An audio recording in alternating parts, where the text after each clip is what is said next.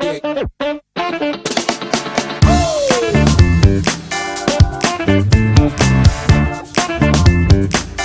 everyone, I'm Salah. And I'm Suitaloa. And we're from PEP. Pacific Enterprise People, and it's great to be here. Now, last week you presented to AcademyEX. Yes. Can you tell us a little bit about what you shared? Yeah, absolutely. So AcademyEX is an Auckland-based provider of tertiary education for people like us, people who don't quite fit into the mould of traditional education. And so we've both done the Master of Technological Futures.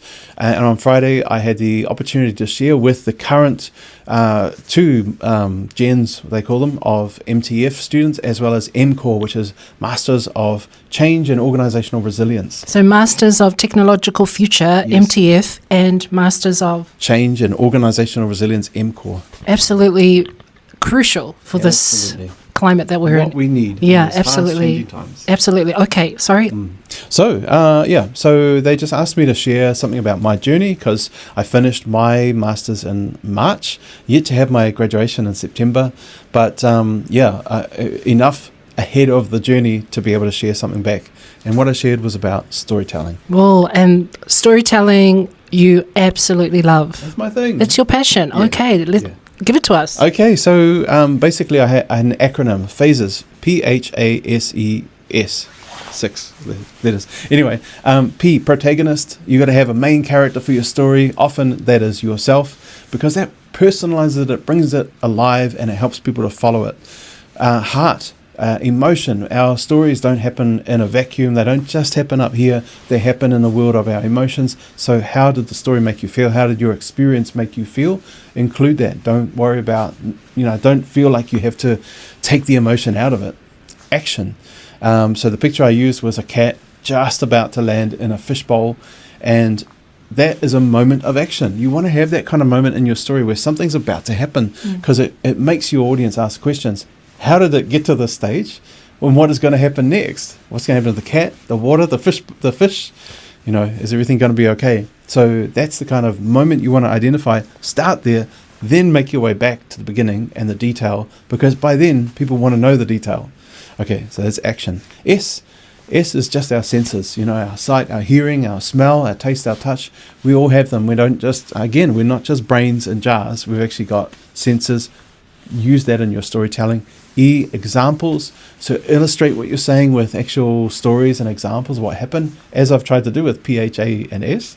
And then the final S is setup. Setup comes from Anton Chekhov, the famous Russian playwright. He said, if you put a gun on a table in Act 1, that gun better be fired by the end of Act 3, otherwise leave it off the table. So in other words, if you're going to have a story element included, it's got to be there for a reason. Otherwise, don't include it. And if you do include it, space out where you set it up and pay it off, because that creates a delight in your reader's mind. So, yeah. Wow.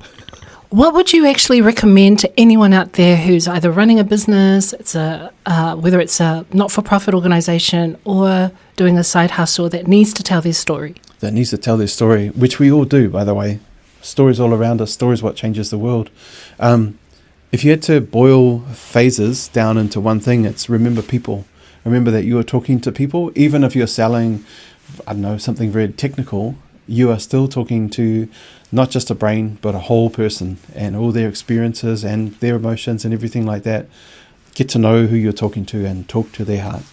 A little bit about what we do here. It is. Like even when we're thinking about PEP Talk, we are here for purpose-empowered people. We're here for people who purpose is kind of climbing out of them into the world, but they need the tools and tips to do that, whether they're running a business, whether they're running a charity or a side hustle, whatever it is. Yeah, absolutely. And what's coming up this week? Coming up this week, we're onboarding a couple of new clients in business strategy, and we're also refining our own products so that we'll be able to reach more people in a better way. Exciting. Okay, so that's our check-in for this week. It's great to be here. We hope that you are doing really well. If you want to check us out, visit www.pep.nz. Until next week, see you later. Take care. Bye.